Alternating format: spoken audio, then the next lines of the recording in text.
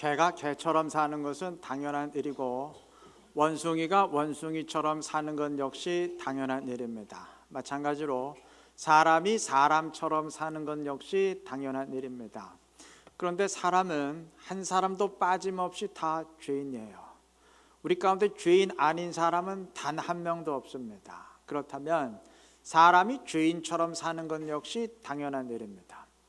죄인이 죄인처럼 사는 게 당연하지 않겠습니까? 사람을 지옥 보내는 방법은 간단해요. 그냥 가만히 두면 돼요. 그러면 알아서 가게 돼 있습니다. 사람을 악하게 만드는 방법도 간단합니다. 그냥 그대로 두면 돼요. 그러면 알아서 악해지게 돼 있습니다.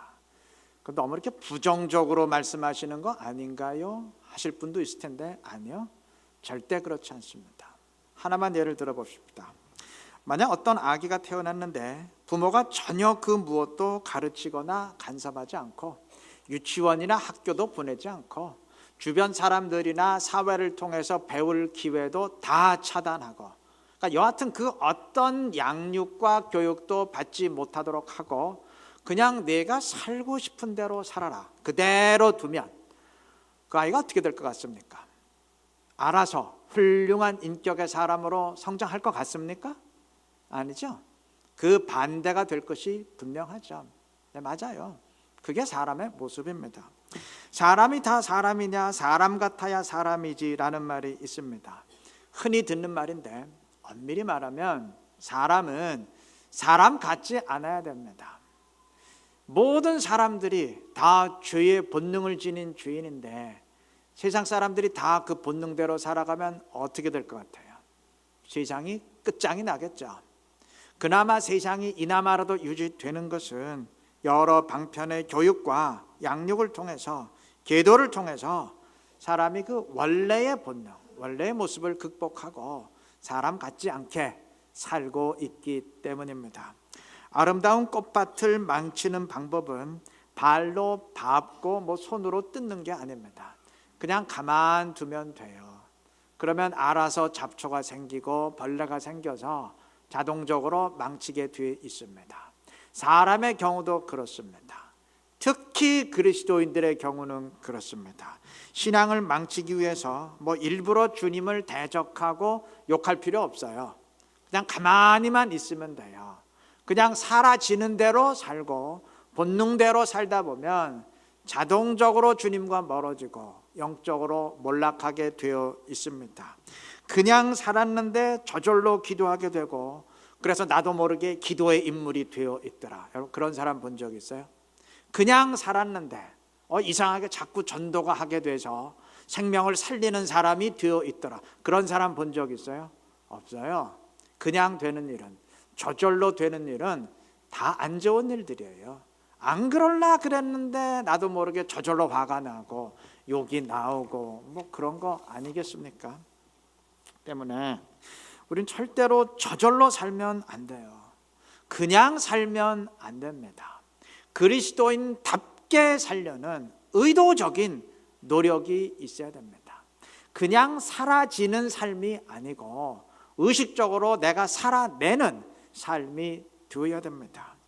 오늘 사사기 6장의 일부를 본문으로 읽었는데 1절은 이렇게 시작합니다. 이스라엘 자손이 또 여호와의 목전에 악을 행하였으므로. 이 구절에서 또라는 말에 좀 집중할 필요가 있어요. 상황을 말씀드리면 사사 온니엘이 등장할 때 사사기 3장 7절은 이스라엘 자손이 여호와의 목전에 악을 행하여 라고 했습니다. 이스라엘이 악을 행하였기에 하나님이 이방을 들어서 그들을 치셨고 그 고통 가운데 그들이 부르짖을 때 하나님은 사사 온니엘을 보내서 구원하셨습니다. 그런데 온니엘 이후에 이들은 또 악을 행했습니다. 3장 12절은 이스라엘 자손이 또 여호와의 목전에 악을 행하니라 증언했어요. 역시 하나님은 이들을 치셨고 이들이 고통 가운데 부르짖을 때 이번에는 사사 에훗을 보내서 구원하셨습니다. 자, 그러면 한두 번 이렇게 당해봤으니까 그럼 에훗 이후에는 악이 사라졌느냐? 아니에요. 4장 1절은 이렇게 증언합니다. 에훗이 죽으니 이스라엘 자손이 또 여호와의 목전에 악을 행하며. 또 악을 행하매 또 악을 행하매 또 악을 행하매 그놈의 또는 계속 등장합니다. 사사기가 끝날 때까지 이래요.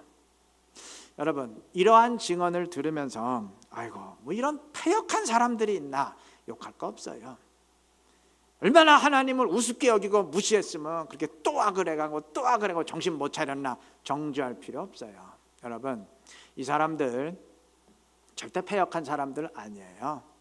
이들을 절대 특별히 악했던 사람들 아니에요. 지극히 정상적인 사람들입니다. 다만 하나님의 말씀대로 살겠다는 처절한 몸부림이 없었을 뿐이에요. 그냥 살았을 뿐입니다. 여러분, 누구든 다 마찬가지라는 사실을 명심해야 돼요. 사람이 뭐 특별히 패역하고 악하고 완악해서 영적으로 무너지는 거 아닙니다. 그냥 살면 무너지게 돼 있어요. 하나님의 말씀대로 살겠다는 의도적이고 처절한 노력이 없으면 다 무너지게 돼 있습니다. 저도 마찬가지고 여러분도 마찬가지예요.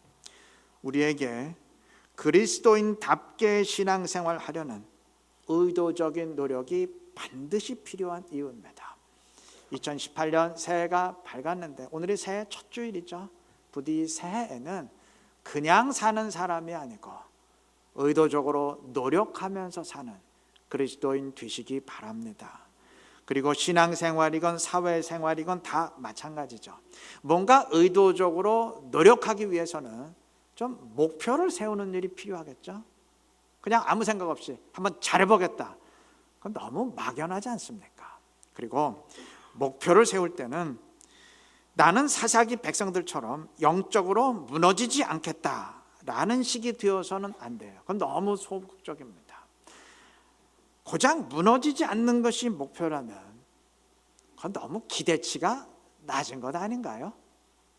그렇지 않아요. 무너지지 않겠다는 말은 달리 말하면 퇴보하지 않겠다는 말인데 그건 결국 제자리 걸음 하겠다는 말 아닙니까? 아니 어떻게 제자리 뛰기가 제자리 걸음이 목표가 되겠습니까? 그래도 목표라면 지금보다는 좀 한 단계 높은 수준을 향해야 되지 않을까요? 좀 그러한 성장의 목표를 지니시고 한 해를 노력하면서 살아가시기를 바랍니다. 나의 기도 생활 어떠한지, 예배 생활, 전도 생활, 말씀 생활은 어떠한지 한번 점검해 보시고 그래도 지금 이 상태에서 한 걸음 더 나아가기 위해서 의도적으로 노력하면서 부딪혀 보시기를 바랍니다. 바울 사도는 그러한 자신의 삶을 빌립보서 3장 14절에서 푯대를 향해 달려가는 삶으로 표현했습니다. 히브리서 12장 1절 역시 우리의 삶을 믿음의 경주, 믿음의 달리기로 표현했어요. 맞아요. 우리의 삶은 제자리 걸음, 제자리 뛰기가 아니고 달려가는 삶이 되어야 됩니다. 이게 단거리 경주가 아니니까 긴 인생의 마라톤 경주가 되어야 됩니다. 여러분, 마라톤이 쉬울까요? 어려울까요? 안 뛰어보셔서도 어렵다는 거 짐작하시겠죠. 근데 마라톤이 힘든 이유는 물론 오래 달려야 하기 때문이기도 하지만 이게 목표가 안 보이기 때문에 그래요.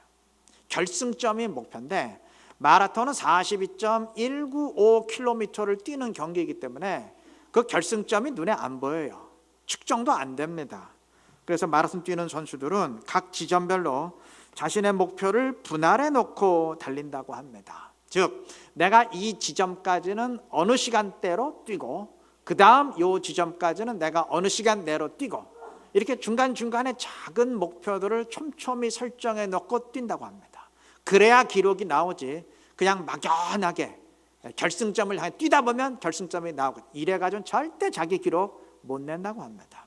여러분, 우리 신앙의 경주도 마찬가지예요.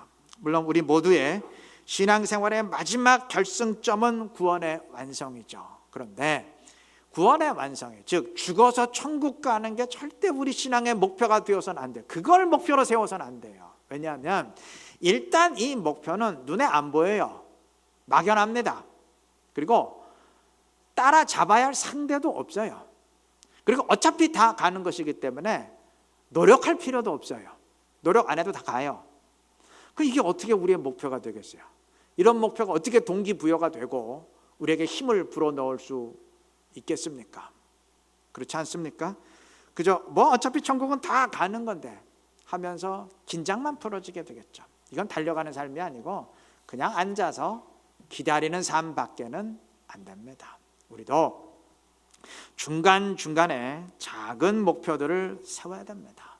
마지막 주님 앞에 설 때 그래도 내가 이 정도 열매는 보여드려야 되지 않겠나 하는 마음으로 올해는 내가 이 정도 달려가고 또 새해에는 내가 한 걸음 더 성장하고 이렇게 좀 인생의 구간마다 작은 목표를 설정해 놓고 그것을 향해 달려갈 수 있어야 됩니다.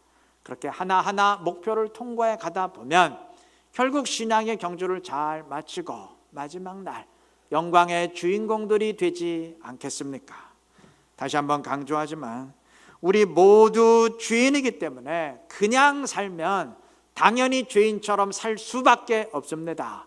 그러한 처지를 인식하시고 노력하는 삶, 몸부림치는 삶을 사시기 바라요.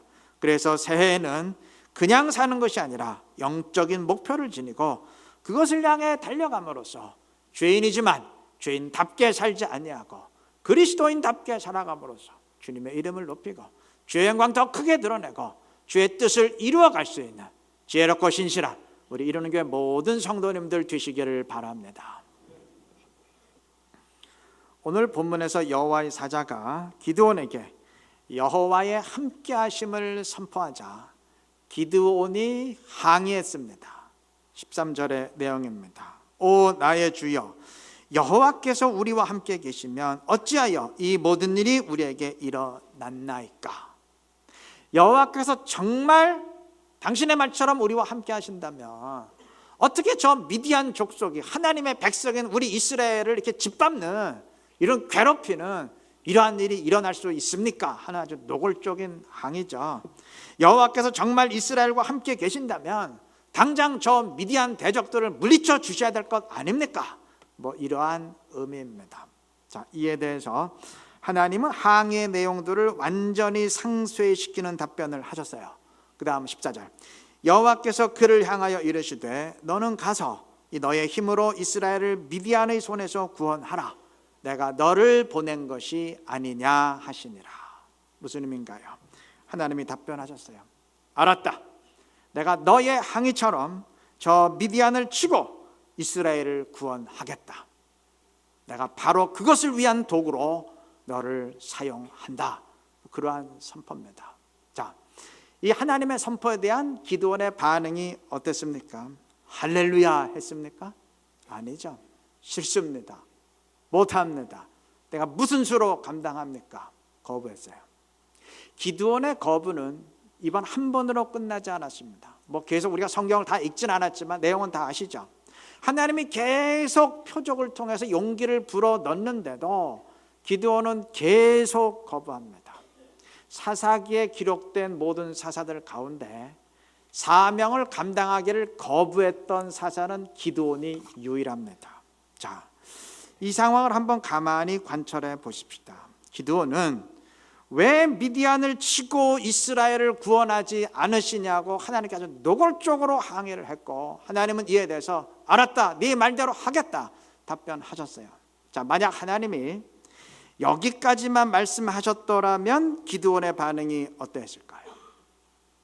부푼 가슴으로 하나님을 찬양하며 할렐루야를 외쳤겠죠. 그렇죠. 하나님 당연히 그러셔야죠. 당연히 이스라엘을 구원하셔야죠. 기뻐하며 감사했을 겁니다. 그런데 하나님이 여기서 멈추지 않고 한 걸음 더 나아가서 너를 통해서 그 일을 하겠다 선포하니까 분위기가 완전히 바뀌었어요. 찬양이 원망으로 바뀌었어요. 당연히 그러하셔야죠가 싫습니다, 못합니다로 바뀌었어요. 여러분, 기드온의 문제가 뭔가요? 하나님의 일반적인 역사는 믿고 환영합니다. 기뻐합니다. 그런데 그것이 자기 자신에게 적용될 때는 이야기가 달라져요. 그때는 거부합니다. 그것이 나를 통한 역사가 될 때는 거부합니다. 종교 박람회라는 제목의 책에 이런 이야기가 있어요. 거리에서 어떤 소녀가 아주 옷도 제대로 못 걸치고 얇은 옷만 입고 추위에 떨면서 먹을 것도 없어 굶주리는 모습을 보고 어떤 사람이 하나님께 항의했습니다. 하나님, 어찌 이러실 수가 있습니까? 뭔가 대책을 세우셔야 될 것 아닙니까? 그때 하나님이 답변하셨습니다. 나는 틀림없이 대책을 세웠느니라. 나는 너를 만들었고 내가 너를 거기 보냈느니라. 여러분, 하나님이 내가 분명한 대책을 세웠다, 딱 요 말까지만 했더라면 이 사람이 굉장히 기뻐하겠죠. 그렇죠. 하나님 당연히 그러셔야죠. 했겠죠. 그런데 하나님이 나의 대책은 너를 통해서 이 소녀를 돕는 것이다 하셨을 때는 분위기가 굉장히 달라질 수도 있어요. 격렬히 항의했던 이 사람의 목소리가 상당히 볼륨이 낮아지게 될 수도 있습니다. 제가 목사다 보니 목사들의 세계에 많이 있게 되는데, 어느 정도 규모가 되는 교회 목사는 이런저런 일로 싫든 좋든 많은 사람을 만나게 됩니다. 찾아오시는 선교사님들도 많이 만나게 되고, 또 여러 후원 단체 사람들도, 후원을 요청하는 사람들도 만나게 됩니다. 그러다 보면 빈손으로 만나는 것보다는 좀 교통비라도 드리는 게 좋겠다, 그럴 때가 있겠죠. 자, 그런데 목회자들 가운데는 참 그런 대접을 잘 하시는 분들이 있어요. 대접도 잘하고 또 돈도 많이 사용하고 그런 분들이 있어요. 좋은 일이라 생각합니다. 많이 베풀수록 좋은 일이죠. 그런데 물론 극히 일부지만 간혹 그렇게 은근히 생색을 내려는 분들이 있어요. 자꾸 은연중에 얘기를 해요. 그럴 때 저는 한 가지 묻습니다. 물론 직접 묻는 건 아니고 마음속으로만 물어요. 그건 목사님 돈 쓰시는 겁니까? 아니면 교회 돈 쓰는 겁니까? 무슨 말인지 알겠죠? 만약 교회가 그 돈을 책임져 주고 있다면 절대 이러쿵저러쿵 얘기해서는 안 돼요. 물론 자기 돈 써도 숨겨야 되지만 교회 돈 쓰는 거라면 절대 얘기해서는 안 돼요. 많이 베풀어야지, 많이 돕고 많이 후원해야지. 어차피 지 돈 쓰는 것도 아닌데 그 얘기 누가 못해요? 그런 선교 누가 못하고 그런 자선 누가 못합니까? 그거 아직까지 남의 이야기지 나의 이야기 아니에요. 내가 감당하는 만큼만 나의 이야기입니다. 혹 교회에서 더 많은 사람 도우십시다, 더 많은 분들 후원하십시다 말하고 싶다면 하십시오. 좋은 이야기고 교회는 그래야 됩니다. 단 말씀하시되 교회의 사명을 위하는 마음에서 말씀하셔야지, 행여라도 내가 그런 주장하니까 내가 다른 사람보다 더 사랑이 풍성한 사람이야, 왜들 이렇게 사랑이 없어, 그렇게 착각해서는 안 됩니다. 어차피 내 돈 쓸 거 아니라면 아직까진 남의 이야기예요. 남의 이야기 하는데 누가 그 말 못해요? 누군들 용감하지 않을 수 있습니까? 내가 감당하는 만큼만 나의 얘기입니다. 우리는 남의 이야기에는 능숙한데 나의 이야기엔 능숙하지 못할 때가 많아요. 남의 이야기엔 용감한데 나의 이야기에는 용감하지 못할 때가 많아요. 이게 나눔과 베품만 그런 게 아니에요. 믿음도 그렇습니다. 요한복음 11장에는 주님이 죽은 나사로를 살리신 사건이 기록되어 있습니다. 자, 이때 주님이 나사로의 여동생 마르다에게 분명히 물었어요. 나는 부활이요 생명이니 나를 믿는 자는 죽어도 살겠고 네가 이를 믿느냐?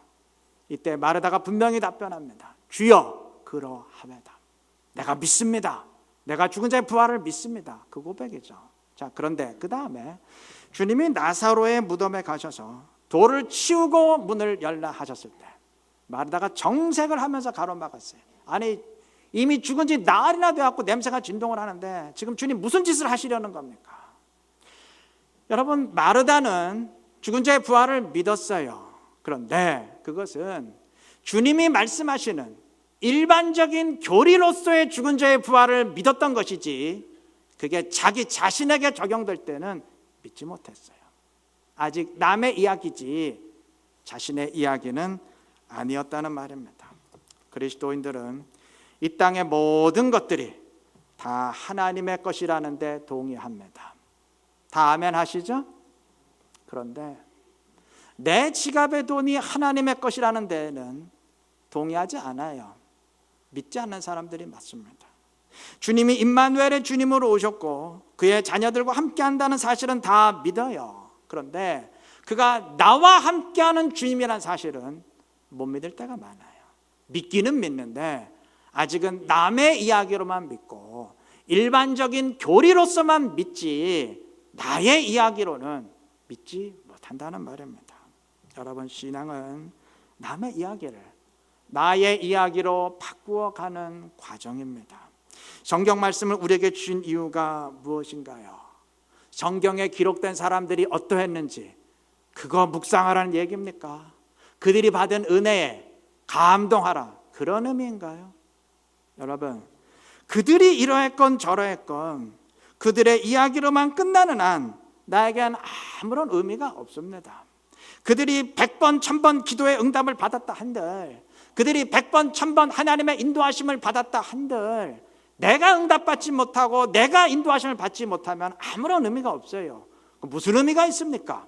어차피 내 얘기는 아닌데, 어차피 나하고는 아무런 상관이 없는 얘기인데, 남의 얘기인데 그 남의 사생활 알아서 뭐 할 겁니까? 성경을 주신 이유는 나의 이야기로 만들어 가라는 말씀입니다. 아브라함을 인도하신 하나님, 다윗을 인도하신 하나님을 내가 믿고 받아들일 때 그는 또한 오늘 나를 인도하시는 하나님이 됩니다. 그들을 승리케 하신 하나님을 믿고 받아들일 때 그는 또한 오늘 나의 삶에서 승리하게 하시는 살아계시는 하나님이 되십니다. 그들의 기도를 응답하신 하나님이 오늘 나의 기도를 응답하신 하나님이 되시고, 그들에게 성령의 은혜를 베푸셨던 하나님이 오늘 또한 나에게 은혜를 베푸시는 하나님이 되는 줄로 믿습니다.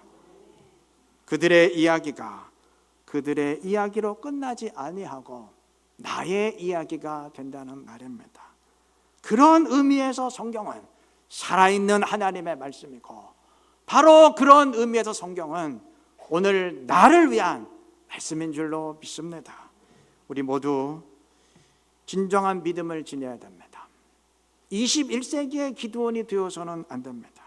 하나님의 일반적인 역사는 환영하면서도 나에게 적용되는 역사는 거부하는 사람, 하나님의 일반적인 역사는 믿고 아멘 하면서도 나를 위한 역사, 나를 통해 이루어가는 역사는 믿지 못하는 사람, 그러한 사람 되어서는 안 됩니다. 그건 믿음이 아니에요. 우리 진정한 믿음을 지니십시다. 그 믿음으로 성경 말씀을 나의 이야기로 만들어 가시기를 바랍니다. 나를 위한 하나님의 역사, 나를 통해 이루어 가시는 하나님의 역사를 하나씩 하나씩 새해 체험해 가시기를 바랍니다. 그래서 오늘도 살아 역사하신 하나님, 과거에 그들에게만 함께하셨던 그 하나님이 아니고 책 속에만 기록된 하나님이 아니고 그들에게 역사하셨듯이 동일하게 오늘 나의 삶에서 나와 함께하시고 나의 삶에 역사하시는 하나님을 체험하고 증명하면서 그와 동행하고 그의 이름을 높이고 그의 말씀을 이루어 갈 수 있는 진정한 이루는 교회 성도님들 다 되시길 그리스도의 이름으로 축원합니다.